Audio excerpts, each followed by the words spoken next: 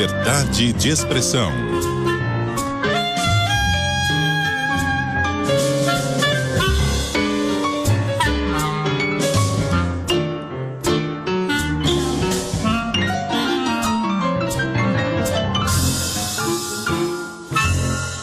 Este Liberdade de Expressão volta a se dedicar ao tema do projeto de lei que pretende combater as fake news. Projeto que está no Senado, pode ser votado em breve. E para debater esse assunto, nós convidamos o senador Alessandro Vieira, do Cidadania, e o senador Márcio Bittar, do MDB. Senador Alessandro Vieira, obrigado pela sua gentileza de ter aceitado o nosso convite. Bom dia para o senhor. Eu que agradeço pela oportunidade. Bom dia, Márcio. Senador Márcio Bittar, muito obrigado também pela gentileza de nos atender. Bom dia para o senhor.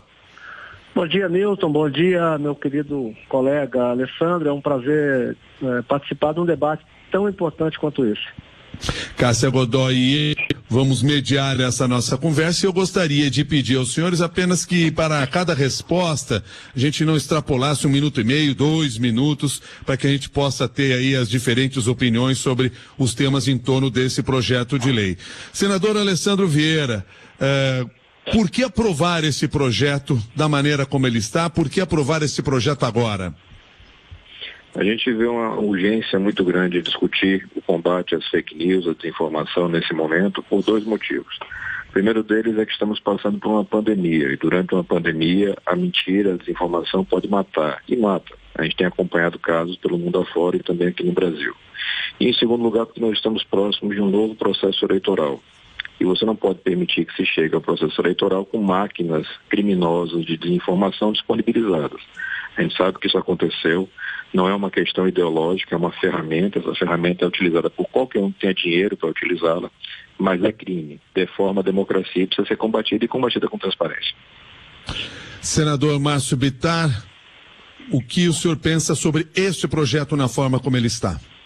Bom, primeiro, cumprimentando o Alessandro, entendo, pelo que conheço do meu colega, que a intenção é a melhor possível. E, de fato, eu concordo com ele no diagnóstico. A gente não pode continuar tendo fake news, grupos organizados, sem que isso seja penalizado. No entanto, considero, primeiro, que o momento é absolutamente inoportuno. Nós estamos numa crise gravíssima de saúde pública que está trazendo também uma crise violentíssima na economia, no mundo inteiro.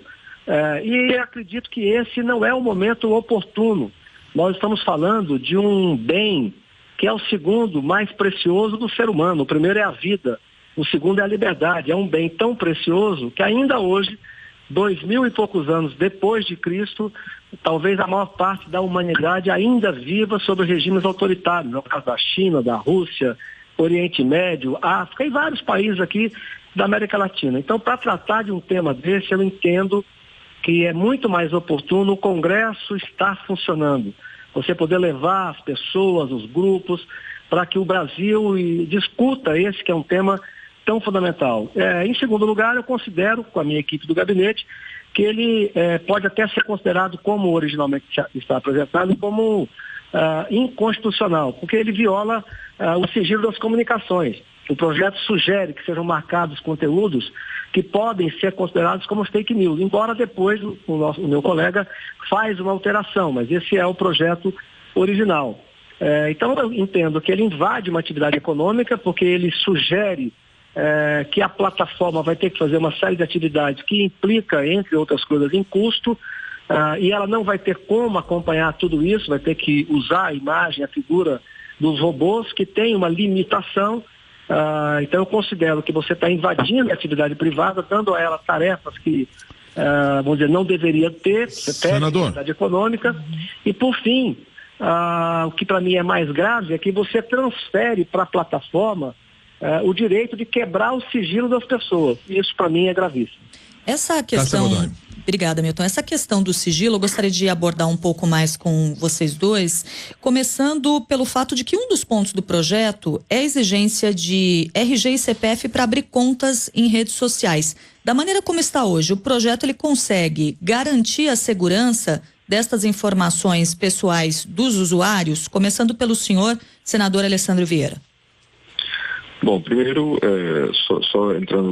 retornando um pouquinho, a gente não tem nenhum tipo de intervenção em conteúdo, né? Existe esse debate na primeira versão do projeto, que foi corrigido para evitar um debate necessário, mas é importante apontar que você tem hoje já o monitoramento, a mediação de conteúdo feita pelas plataformas. As plataformas derrubam conteúdo e tarjam conteúdo como desinformativo ou falso constantemente. Mais de 1,2 bilhões de contas do Facebook foram derrubadas só esse ano. Então isso já acontece. O que o projeto fazia era dar transparência para esse processo. Mas como isso foi distorcido, a gente retirou para não perder o eixo principal, que é combater contas falsas e combater redes não autorizadas. Com relação à documentação exigida, essa referência expressa aos tipos de documentos estava numa minuta de relatório do senador Ângelo Coronel, que não foi sequer publicada. O que nós colocamos é a necessidade de perfeita identificação do usuário, através de documento válido. Por que isso é necessário? Para que você possa exercitar aquilo que está previsto na nossa própria Constituição, o direito a uma ampla liberdade de expressão, mas vedação de anonimato. Eu tenho que permitir a uma potencial vítima que ela vá buscar a sua reparação. Hoje as plataformas alegam, e isso está lá no Marco Civil da Internet, que através de um cruzamento de dados, como endereço de protocolo, chamado IP, você consegue localizar esse usuário. Isso não é verdade. Eu posso falar com bastante tranquilidade, eu sou delegado de polícia, passei alguns anos trabalhando no combate a crimes cibernéticos, e os usuários que são localizados por esse tipo de artifício, cruzamento de dados, são apenas usuários básicos. Usuários intermediários ou mais qualificados vão usar um mascaramento e vão impedir esse formato de identificação. Então a gente está falando com propriedade de causa uma questão que é uma defesa, um direito fundamental, que é de você ter a sua honra preservada, ou a seu patrimônio preservado, se estiver falando de uma fraude, um estelionato. É basicamente nesse sentido a necessidade de identificação. Senador Márcio Bittar, a partir dessa necessidade de identificação, o projeto ele consegue garantir a segurança dessas informações pessoais dos usuários? Não, é claro que não. Veja, o meu colega ele faz uma alteração no texto, a proposta dele agora, dizendo que a alteração substancial que ele propõe do projeto original é retirado do dispositivo que determina ou determinava que a plataforma seria responsável por rotular os conteúdos como desinformativos. Quer dizer, a plataforma que teria esse direito que, para mim, você daria a ela o direito de censurar. No entanto, mesmo retirando isso, ela continua determinando que as plataformas devem manter o arquivo com toda a sequência de encaminhamento dos conteúdos, mesmo nas mensagens privadas, mantendo, a meu juízo, a violação ao sigilo das comunicações. Então, veja, hoje, como disse agora há pouco o Alessandro, mesmo sem eles terem esse poder dado pelo Congresso Nacional, hoje você já tem casos em que as plataformas derrubam determinadas postagens, e não porque esteja aprovado pela ação de direito do Estado, seja brasileiro ou qualquer Estado democrático, que ela foi uma calúnia, uma difamação. Quer dizer, mesmo sem transitar de julgado, elas derrubam. Há uma seríssima suspeita em algumas partes do mundo que muitas informações, muitas colocações estão sendo retiradas por divergência de opinião. Então, eu volto a dizer, é um assunto grave que nós temos que combater. Me preocupa que a impressão... E eu também enfrentei no meu estado, ou seja, paulista de nascimento, está criando por opção, eu enfrentei um grupo que dominou o estado durante 20 anos, já houve uma época em que esse grupo dominava quase que a mídia inteira. Mas mesmo assim, sofrendo o que eu e outros tantos sofremos no estado do Acre, mesmo assim eu tenho muita preocupação quando o Estado fica regulamentando. Então eu considero que, primeiro, não é o momento oportuno. Acho que o Congresso tem que voltar a funcionar para que a gente abra esse debate. Nós estamos falando do segundo bem mais precioso do homem, que é a liberdade. Primeiro. Segundo, se for votar, eu entendo que ele fere a liberdade econômica e, mais do que isso, transfere para plataformas o direito de quebrar sigilo, porque não tem como ela acompanhar se ela não quebrar o sigilo, e transfere para outros, né, um poder que não deve ter. Uma plataforma não pode ter um poder desse. Pois não. Para a gente dividir melhor o tempo aqui, deixa eu ouvir do senador Alessandro Vieira, o senador Márcio Bittar, por duas oportunidades, pelo menos aqui nesse debate, fez uma relação ali da questão do combate à fake news com liberdade de expressão. A liberdade de expressão fica prejudicada dentro de um projeto como o senhor propõe? Senador Alessandro Vieira. Absolutamente nenhum risco para a liberdade de expressão. O que a gente garante através do projeto é que os autores dessa manifestação sejam devidamente identificados. E é justamente o que reza a Constituição Federal lá no artigo 5º, né? Liberdade de expressão, vedado anonimato. Não tem também nenhum tipo de acesso a conteúdo. Veja, quando você está falando, essa questão de sequência de encaminhamentos é um ponto da lei, do projeto de lei, que se refere aos serviços de mensageria privada. Os mais famosos são o WhatsApp e o Telegram. Eles fazem um encaminhamento de mensagem em sequência. O que a gente pede pela proposta de lei? Que você tenha um registro desses encaminhamentos, da sequência de encaminhamentos, através da inserção do dado na chamada camada de metadados. O que é isso? É como se fosse um envelope. A conversa entre os dois interlocutores, ela está preservada dentro do envelope por uma camada de criptografia. E ela continua assim. E a lei é expressa, o projeto de lei é expresso em dizer que não há nenhum tipo de invasão ou quebra de criptografia. Mas acima dessa camada, como se fosse a parte de fora do envelope, você tem ali vários dados. O Marco Civil da Internet já trazia alguns dados, a necessidade de origem, enfim, alguns identificadores, e outros que a empresa insere porque ela tem interesse nessa inserção para fins comerciais. A gente pede agora que se coloque mais um dado ali, que é a sequência de encaminhamentos. Para quê? Para você poder ir reconstruindo toda essa cadeia, se for necessário, para fins de responsabilização. E eu coloco sempre, que é muito importante observar, a realidade. Como é que acontece hoje? Hoje todo mundo certamente já recebeu alguma mensagem no WhatsApp, que é o aplicativo mais comum, com aquela marcação, mensagem encaminhada frequentemente. Como é que eles sabem que essa mensagem é encaminhada frequentemente? Se você não tem acesso ao conteúdo daquele dado, daquela conversa, daquela mensagem, porque ela está criptografada. Então, na verdade, é porque você acessa a camada externa dos metadados.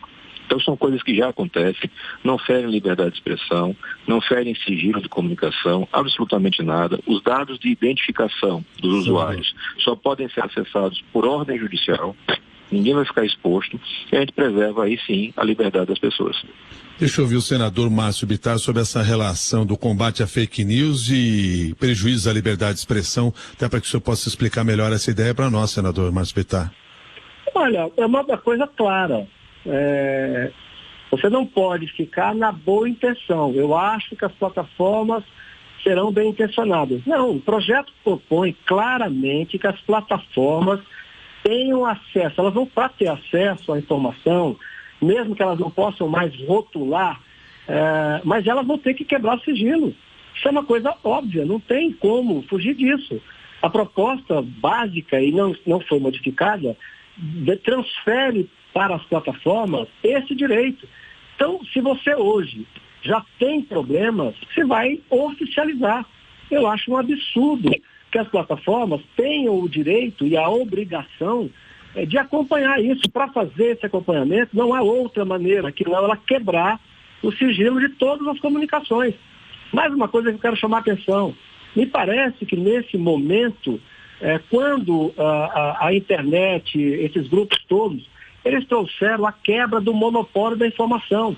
É evidente que eles trazem problemas também, porque democratizou o acesso à informação. Hoje não há grupo poderoso nenhum que consiga mais dominar a informação. E isso deve-se ao fenômeno da internet, dos grupos e tal. Então, eu entendo que nós devemos esperar o Congresso Nacional voltar à normalidade e atacar o problema. O problema, eu concordo com o Alessandro, quer dizer, nós não podemos conviver com grupos organizados usando a internet e algumas plataformas para cometer crimes e ficar impunes. Então, o crime tem que ser combatido. Agora, acho, mais uma vez, inoportuno momento, e no conteúdo ele quebra o sigilo, transfere a responsabilidade a uma plataforma que não pode ser dela, é do Estado brasileiro, só pode ser do Estado.